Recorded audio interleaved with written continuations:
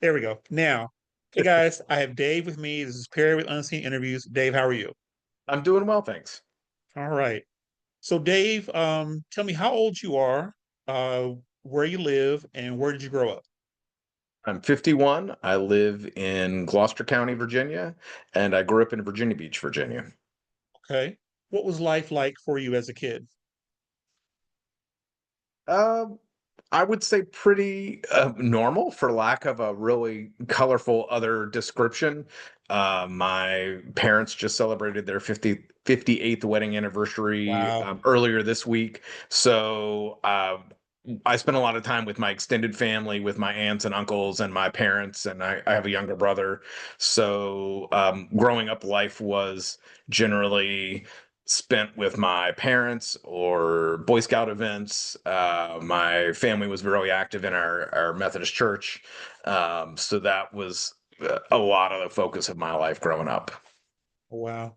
So my parents are 52 years. So what as a gay man, what does it mean to you to have your parents? How do you, this is a weird question, but seeing your parents together for this long, what is that? How does that relate to you being a gay man? Kind of watching your parents be together that long.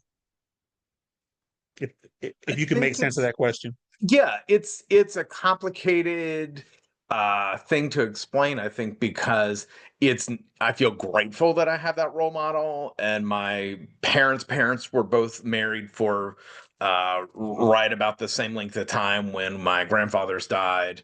Um so I feel like that's a useful touchstone for like when I look for relationships, Hmm. but I also recognize that I spent a long time in my coming out process, and then after that, probably at consciously and subconsciously not thinking that that was achievable for me, Mm. partially legally and partially because I didn't see gay couples that had that kind of longevity. But then ironically, my I have a first cousin who's 10 years older approximately, and he's gay, and he and his now husband have been together almost 40 years. Wow. So I don't know how that would have felt if there had been more openness in my family, because people didn't even say when I was growing up, your cousin and his partner. So I think instead of it being celebrated, which I certainly think it should have been and should be, it was just not, it was treated like it wasn't there. It was tolerated, you would you say, or just not treated like it was not there? I would say, I wouldn't even say tolerated, Yeah. because it wasn't spoken of. Yeah. Yeah.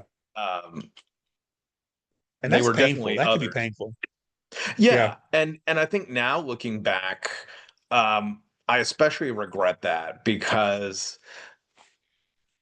they function as a couple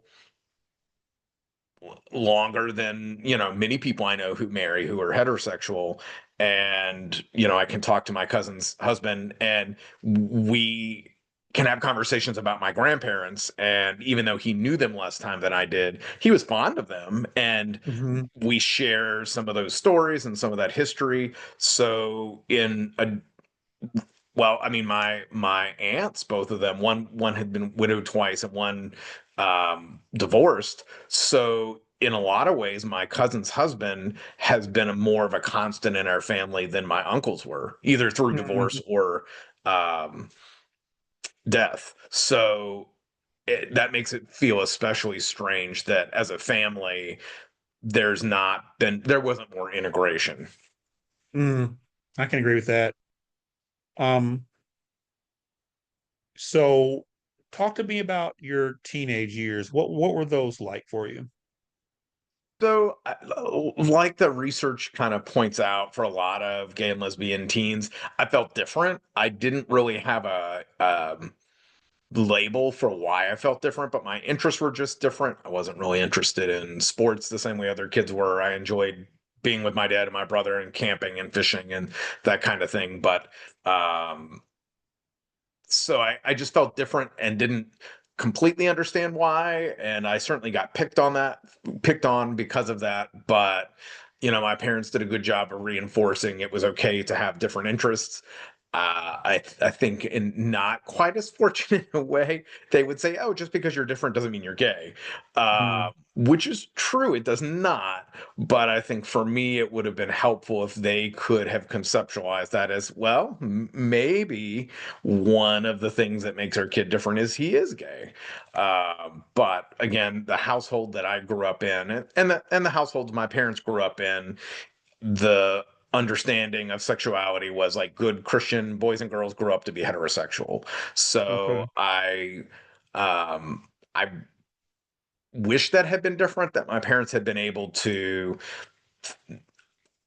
be aware of that and handle that in a different way. But Yeah. I also don't blame them for that, because I recognize that um, we were at least having conversations about it, and Hmm. that just was it didn't fit their schema for like what a gay man was, you know. Okay. Okay. When did you know that you were gay? You may have suspected, but when did you really kind of understand that? So when I was an RA in college, before you could become an RA, you had to go through this training class that was a semester long, kind of like a college success skills class, but more intense. And then once you successfully completed the class, then that made you eligible for hire at the state institution where I did my undergrad. And one of my classmates, that I became friends with, challenged me and said, "Hey, you have some homophobia here and some prejudice against people who are GBLTQIA. I'm going to do this program on gay and lesbian issues, and I think you should co-facilitate with me." So we went to the Gay and Lesbian Student Union and asked for people that were willing to be on the panel, and so I got to meet more people in the community, and many of the people I met challenged my perceptions of who GBLT people were. Mm, And so out of that, I think that started not an awakening yet, but through that whole process of facilitating the program with her, being an RA, meeting more people who were gay and lesbian, and specifically gay and lesbian and Christian, which I didn't think was possible. I started to unpack subconsciously for quite a while. So that would have been my into my sophomore year and into my freshman year, and I became an RA my sophomore year. So in my junior year, spring of my junior year, is when I finally could no longer deny it. And I remember mm, sitting in the dining hall with um, friends that I was RAs with, and there was a guy across the cafeteria that I thought was just the best thing since sliced bread. And junior year, so that was beginning of junior year. So spring of junior year, during the ring dance, my date and I, female date, woman I dated in college, we were going up the spiral staircase in the student union, and he was coming down the spiral staircase. I think with his date, but frankly, I don't remember if he had a date. I At Virginia Tech, the tradition was that men wore white dinner jackets to ring dance hmm. with black slacks, and I like almost couldn't think straight. I was so jolted by this guy that I thought was so super cute, looking especially nice, cleaned up in a tux. And so I think that was the moment that, I mean, it was um, probably my date noticed I was really distracted, Uh-huh. but that was the moment that I'm like, dude, clearly this is an attraction. Because Yeah. before I would tell myself like, oh, you're just looking over there because you like his glasses or you think that's a cool shirt. All the little tricks that I used internally to compress that and compartmentalize, because the attraction, because I couldn't recognize that as an attraction. It wasn't safe. So that was spring of my junior year, probably February. And I think Okay. by like the end of March, I told a couple friends that I was gay. And then I started dating some beginning of my senior year. Okay. I have I was an RA as well, and I remember they brought LGBTQ people to the dorm to talk to us about being gay, and I remember just looking like I felt that I knew I was gay, but watching them there and hearing them talk, I was like, okay. And similarly, there was a guy on my hall who was named Donovan, and he was honestly the handsomest thing I've ever seen in my entire life. And I remember just I would just stare at him, right? I would just stare at him like I couldn't keep my eyes off of him. And when they came and they were talking about their experiences, it was like, oh, okay, okay. And it was weird how the pieces kind of flowed into each other from those two experiences, like seeing this really good looking guy, this really handsome guy, and then hearing these people talk about and I don't know if this happened to you, but they were from all over. They were from small town North Carolina, they were from New York, they were from all over the place. And so it was just it's interesting how your story and mine are kind of similar. So It is. So it's interesting because my classmate, who came up with the concept for the panel, um, had people come up with a list of what they had done that day, and uh we gave them a handout, and we started with the panel members sitting in the audience. okay. And so she would have people read them, and so some of the panelists would offer to read their list, and then some other like civilians. And generally, other than one time when we did the program, nobody dinged the panel members. She was like, okay, so whose to-do list was gay or lesbian? Hmm. And people be like, what? She's like, can you tell who was gay or lesbian from their list? And people are just like, no. And I can remember one Wow. time, and one time somebody did successfully use their gaydar to be like, yes, his is gay. And that we were a little flummoxed because we'd done it enough times that we didn't expect that. And yeah, so that was really different. But I think that was really pivotal for me because I mean, I think I'd seen gay and lesbian people as like the boogeyman, and I the did book too. Stranger at the Gate by Mel White for me was one of the most powerful things I read when I was coming Hmm. out. And I think Mel White talks about that, the religious right having to have something to fight against, that it's not Yes. as much what they're about, but what they're against, and that they were using communism as their fundraising um, foil. And then after the fall of communism, it was gays and lesbians. And so I think that I definitely grew up thinking like, oh, gays and lesbians are different than I am. And just, I mean, it's embarrassing to say this, but like not good people. And Yeah. I think I really internalized at some level, like, oh, you could pick them out of a crowd and they're making a choice. And so the panel and spending time with some of the members of the our Lambda alliance at Tech helped me see like, oh, well, this is not at all what I thought. And there's Right. whole body of scholarship on the Bible and what does it say and what does it not say. Um, that for me was really instrumental. I agree with that as well, that I really saw them in the mindset of this kind of religious Christian stuff, that they were sick and they were, and so and I think seeing them as human beings, seeing them as students, just like me, was a pivotal moment to say, wait a minute, these people are they're nice, they're friendly.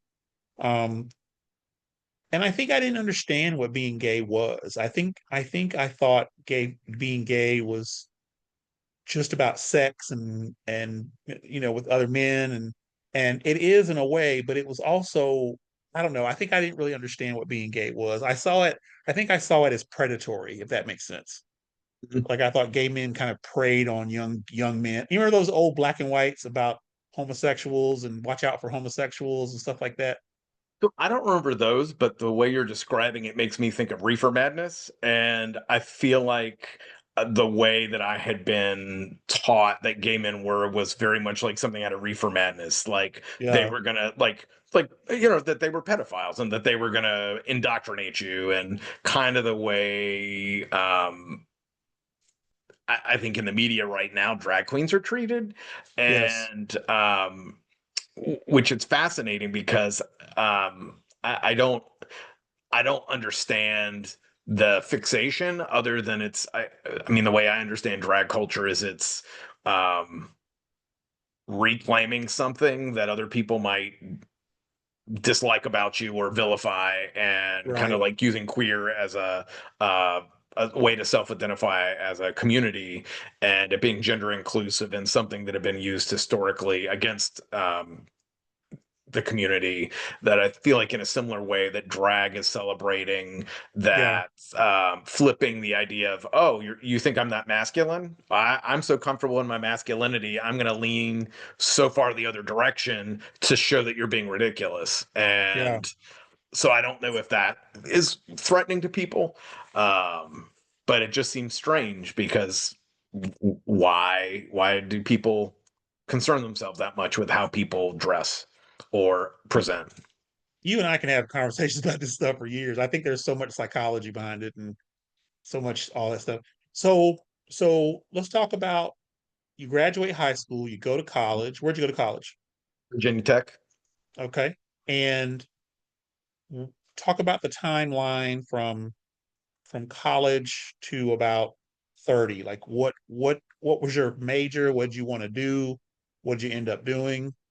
So my undergrad is in the natural sciences, and I worked in that field for a couple years. And ironically, even though that's really all I had considered myself doing professionally, got out and was working professionally for a university, and realized that in their extension office where I was working, that it was a really was not the kind of culture I expected, I think, working for a university. And it was very homophobic and it was very racist. Mm, And, I remember calling a colleague out after they used a racial slur, and they're like, it's only a phrase. And I said, well, our boss is black, and it's interesting that days he's at our office instead of the other office that was a couple counties away, you don't use terms like that. So to me, it suggests it's wrong. And good for from a you. mouthy 25-year-old, that didn't go over well when you're not from their southern state. And so then their reaction was, well, you're not Southern, because they didn't know quite how to process that. And I was living and working there when Matthew Shepard was murdered. Oh And I wow. remember walking into the main area by the copier and saying, did you hear about Matthew Shepard? Isn't that tragic? And as I had my back turned and making the copies, one of the admins said, well, I guess it depends on what you believe. And I still remember thinking, like, what? We can't agree that someone being murdered um, brutally is inexcusable. But it also, I almost said, was good for me. I wouldn't say it was good for me. It helped me grow, Mm, because that was one of the moments where I realized I've got to get out of this community, yeah. and I need to go back to grad school. And that's also when I started putting together, I don't want to work in this field. I want to Hmm. work in a place that's more hospitable and that has values that are aligned with mine. And so the full circle moment was when I was an RA at Virginia Tech. My senior year, I was an undergraduate building manager, and one of the full-time master's level professionals said to me at one point, like, "Have you ever considered student affairs?" And I said, "Oh no, like I know I want to work in horticulture. That's the way I'm going." And I really thought, oh, well, student affairs is for people who don't want to grow up. And then when I Mm, had that moment in South Carolina after Matthew Shepard was murdered, I thought, well, so what environments, like, where are my strengths, and what environment would be good for me that has similar values? So the irony is I hadn't had any career theory yet, but like looking back, I realized I was doing that, search for alignment, and where are my skills and where are my strengths? What do I enjoy doing? And I realized each job that I'd been in put me further from just the science of horticulture and closer to an educational setting. And I liked that about being an extension agent and teaching people how things worked, and being integrated in the community. But I just didn't like the culture of that office. And I think I realized at that point that the extension service typically in most states is pretty conservative. It's not like yeah. working in the English department. So I talked to some colleagues and some classmates from undergrad who were RAs with me, who were at that point in programs in student affairs. And I realized I could either go higher ed admin based or counseling based. And I'd had a couple mentors that kind of burned out. And then I think had a harder transition professionally when they decided they didn't want to work in res life or student affairs. So I thought, well, maybe I should go counseling based because I like helping people, which, it's what students always say when they're starting a grad program in counseling. Right. But I also thought, well, that gives me options if I decide I don't want to work at the college level for forever. So Yeah. that was scary because it wasn't quite as intense as the identity shift of like realizing I was gay and starting to integrate that. But even from the time I was a child, I've been really interested in gardening and plants and the science behind it. So for me, that was a pretty significant shift to move towards integrating my profession with my identity as a gay man and understand that in order for me to be happy professionally and personally, there had to be congruence. Hmm. It's so interesting. I wish I had had that kind of career search piece earlier, but I'm happy I'm finding it now. So where'd you go to grad school? So I did my master's at NC State, and then I did my PhD at William and Mary. Okay. All right. And you've been in higher ed how long now? So I generally use 99 2000 as kind of my start. If that would be when I was in my master's program, and I feel like was immersed in a different way. I was working as a grad hall director at NC State. So it's as my students would say, it's been a minute. And what do you still like about higher ed? What do you still like about it? The ability to help students that feel stuck or need an advocate or um, imposter syndrome. I work for a community college, but even on 4-year campuses or graduate programs, I think one commonality in the student experience is that imposter syndrome. And I remember feeling that as a master's student who was switching from a non-human services based bachelor's, and I'd never had a psychology class in my undergrad. I could tell you a whole lot about stomates or how many anthers are in a potato flower or how to grow one in synthetic growth medium. But Wow. I couldn't tell you at that point who Alfred Bandura was. So I was very scared when I went and did my master's about was I making a mistake. And a number of people in my life thought, "Oh, this makes sense," but my parents, I think, didn't understand um, that shift, so that made that especially nerve wracking. But Mm. I realized, okay, I'm good at this. I enjoy it. And after my master's, I went and worked in residence life. I think probably because I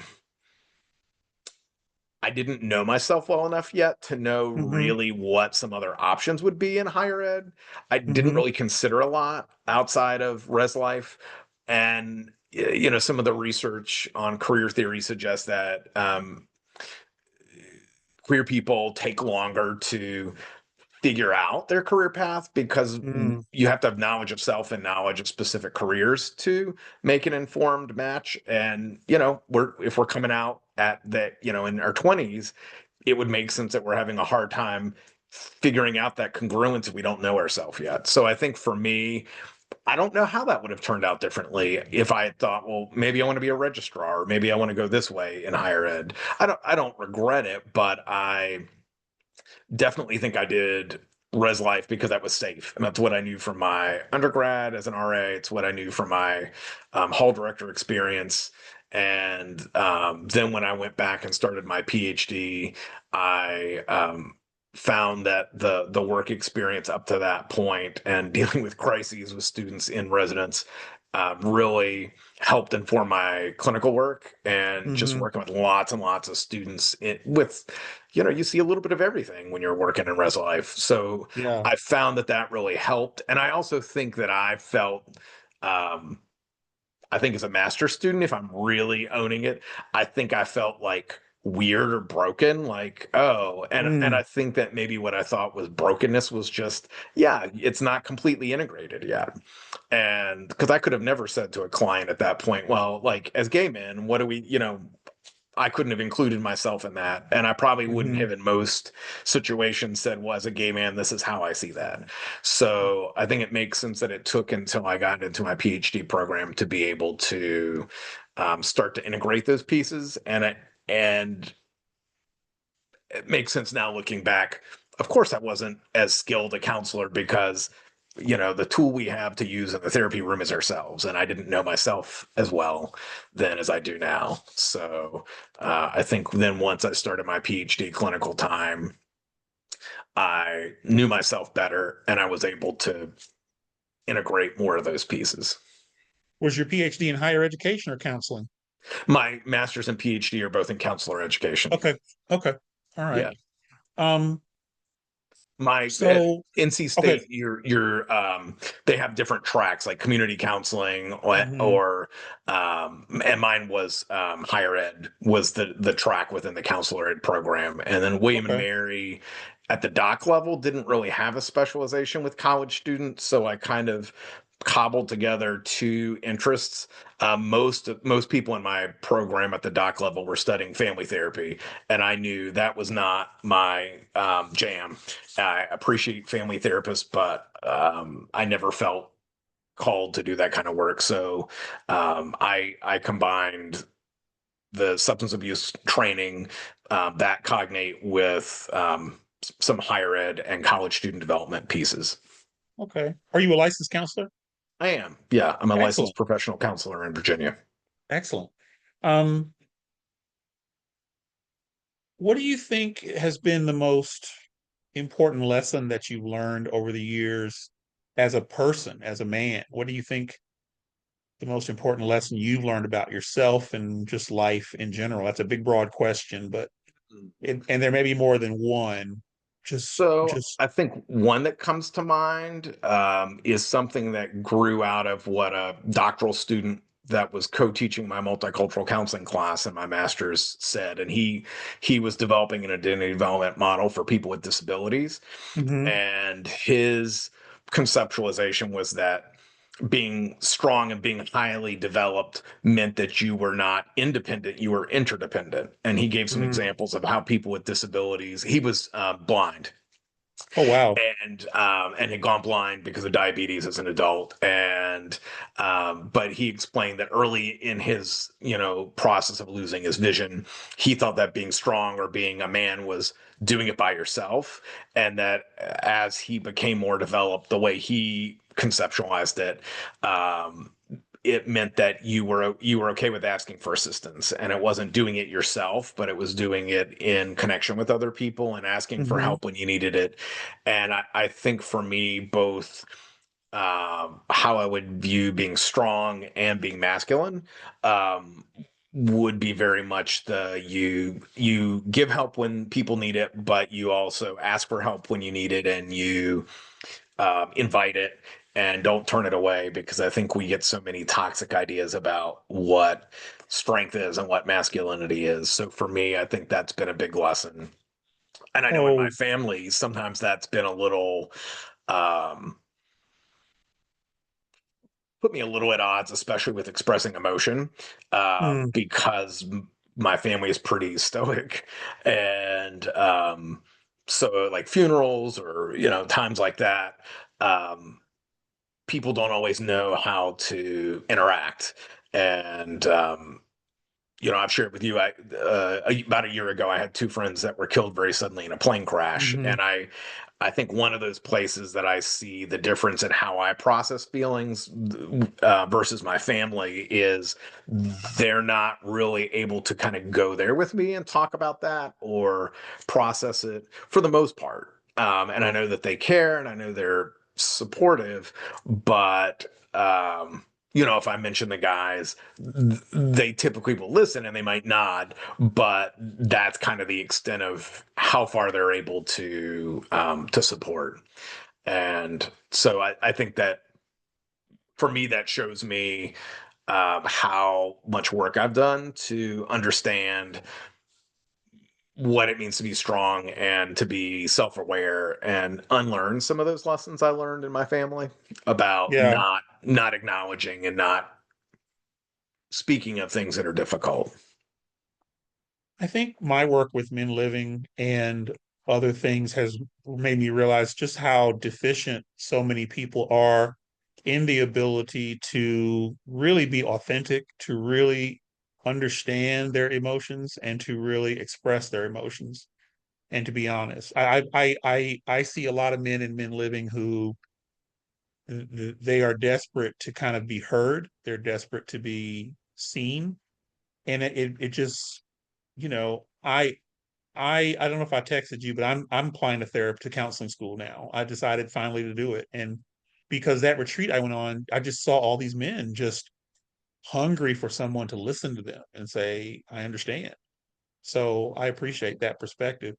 What do you think about higher ed right now? What do you think about the kind of Uh, the well, issues you in you higher ed? ask like what I liked about it, and I think one of the pieces that is helpful on not just a day like today, but in times like we're in right now, which I think is definitely a period of very rapid change, is that there's the ability to help a student that wouldn't necessarily get assistance from somewhere else. And Mm, that to me is really powerful, that even on most days, not always, but especially weeks like this week, it's helpful to um, be able to help a student who doesn't have money for a graphic calculator and say, well, here mm, are 5 gift certificates to the bookstore, and go and buy a calculator. Or someone that didn't have their background check done for clinical, and then when we dig a little, they didn't have the background check done because they don't have the money, because their mom just became disabled, and yeah, they're from a family of 6, and they don't have groceries, and they didn't eat lunch. And I I hope that I don't lose that awareness ever in my career of how many struggles our students go through, because I yeah, think for me there's something that's uh almost sacred about being able to sit with someone when they're hurting or really doubting themselves, and mirror for them not only that we see that they can do it, and that see things in them that they can't see, but also recognize this is a blip. Like you're about yeah, ready to turn around, get back in your car, and head out of the parking lot, not come back, because you think these barriers mean you don't belong here. yeah, But I can see that not only do you belong here, you'll be great. You just need someone to help you.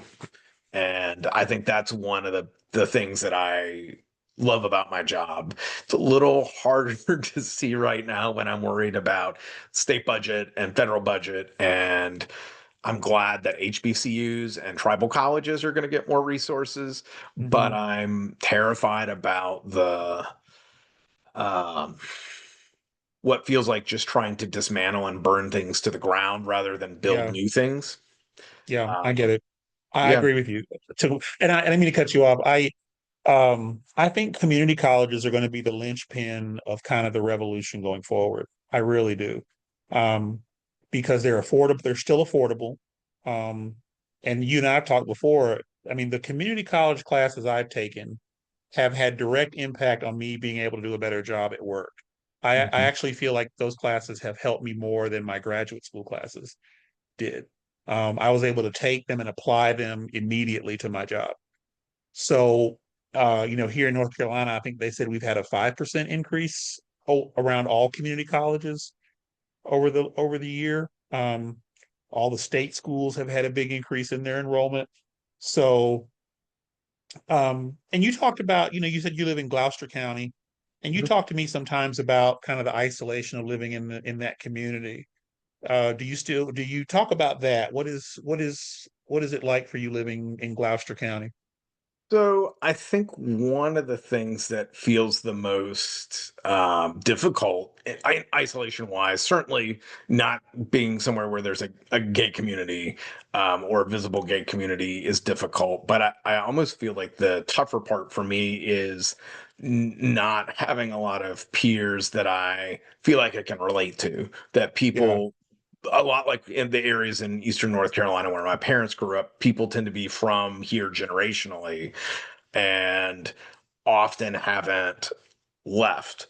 And so I think that then that is hard sometimes to find a group of peers that I can process things with because, um,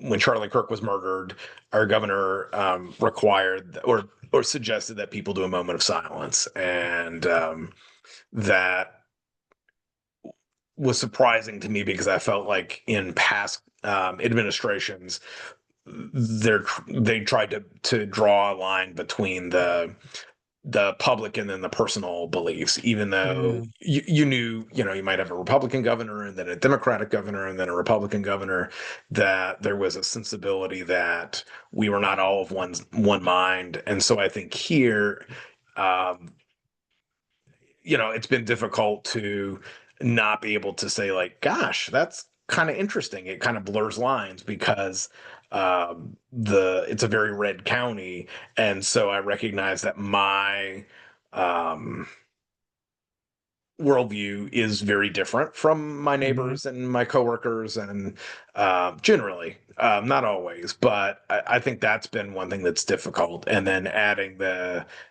gay element on top of it. Um, just means I'm less likely to share. Like I would at lunch, I would probably say if someone's like, "Oh, what'd you do to the week during the weekend?" I might say, "Oh, I went to I took a beach trip, or I went to Rehoboth Beach." I'm not gonna unpack that more for most people, and on one hand, I think that's just what you share in a professional setting versus a personal setting. But I also think I'm more guarded in this environment because I don't know based on the audience what would be unsafe to share and what would not. Uh, Right. so I don't put a political yard sign up. I thought about putting some bumper stickers on my car, but I've had an incident after the last presidential election where someone shot an arrow into the side of my house. And What? yeah, so and I still don't know how to make sense of it. And it was terrifying because I thought I didn't have any yard sign up. I didn't have not that that should make a difference, but I had nothing to identify Right. me as, a liberal leaning person. Um, but I think that then when I've had a chance to go places where there's a gay community, um, even if it's smaller, it's been harder to come back and be aware of kind of what's missing. And I think one of the benefits there is that it's made me think about long term the importance of community in my life and what does that look like? Is it queer community? Is it just people that are peers that I, have things in common with that we would challenge each other to grow? Because I think on both fronts, there's less of that here than I would like. Um, Yeah. and getting to go places like P Town for the first time this summer, and then to Rehoboth Beach this most recently. Um, it's refreshing and helps me realize like, oh yeah, not every place is like this. And so I think that creates dissonance that then, then there's not always somebody here to process with, through the wonders of Yeah. Zoom and cell phones. That doesn't mean it's not out there, but I think that's different from organically like sitting on the porch and being like, oh yeah, this really sucked. Someone shot an arrow at my house versus having to call someone and be like, can you believe this? Yeah. Wow. Yeah. Wow. That's just crazy to me. It's just crazy. Yeah. Yeah. That So was scary. I bet it was. I mean, it's just I'm sitting here kind of thinking about what that means. I mean, that's somebody, it's not like a gun where you can kind of accidentally drop it if it goes off. Someone had to point and aim that at your house. At first, I'm like, oh, well, maybe it was accidental, but because of the angle, um, and because of the size of lots in my neighborhood, it would have had to have come from across the street, and the houses across the street are like 15 feet higher in elevation than my house. So Yeah, that also didn't feel like that just happened, because it would have been somewhere like an upper story, or would have gone through the roof or something like that, not just ending up next to my front door. wow. So, Dave, what does the future look like for Dave? What does Dave hope for his future? So on one hand, I don't know. But from a broader stroke view of my future, I definitely feel like I need more connection and more community. It's different to be at 51, um, and I put a lot of energy into my career, which I don't regret. But then also have, be single and have assumed up to this point, like, oh yeah, like everybody gets partnered and it's just timing. And it's different for me at middle age to realize, like, oh yeah, like I've lived more life than I have left.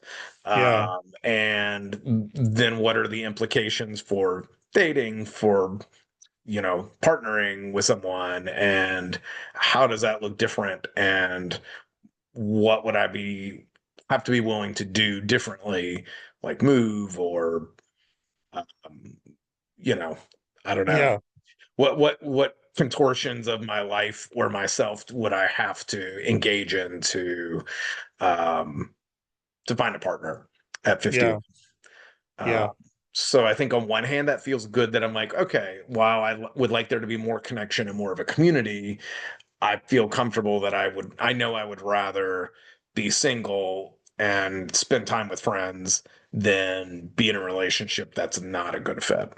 agreed. Agreed.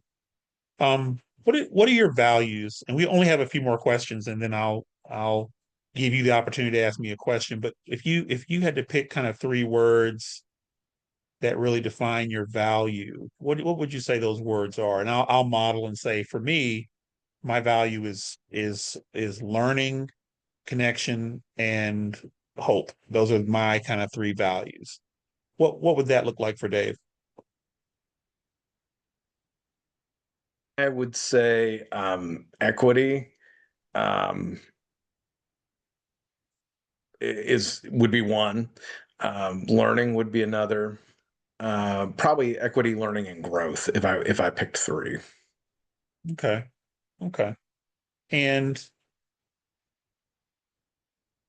how do you know how do you know when it's time for you to change something in your life? What do you think? How do you know that it's time to say, okay, this has got to be different? Well, through reflection, but I don't think that's always a fast process. I've noticed my mentors in higher ed and mental health, many of them every decade have made a pretty significant change, and so that's been interesting to watch and kind of learn from, because I think realizing, oh, I'd like to grow in a way, or grow um more than I am in the past, has typically helped me see, like, oh, it's time to try something different. I mean, that's how I got from working in college counseling center to initially doing academic advising and uh, some case management, essentially at a community college. I felt the need to work with more first gen students, and I wasn't getting that at my two previous institutions. And I thought, well, you say you want that, so why don't you at least apply at a community college? And that was really was scary, but it was a great experience and a great way to really challenge some assumptions and learn. Mm, And so I'm tremendously grateful for that. Excellent. Well, if you had to give, this is the last question that I'll ask. I always ask this question. And if you had to kind of give advice to someone, or even let's say it's just yourself, if you had to go back and give yourself some advice or to someone that asked you a question, um, what would you give them? What advice would you give them? I think I would say that most of the time, the decisions we think we need to make immediately um, aren't that immediate, that we've got some time to figure it out. I know when I was applying to doctoral programs, I felt a real sense of anxiety about, like, well, what if I don't get in? And is this right? Instead of being able to say, well, I can apply again next year. There's nothing that says this is the time I have to go. But I put a lot of pressure on myself there.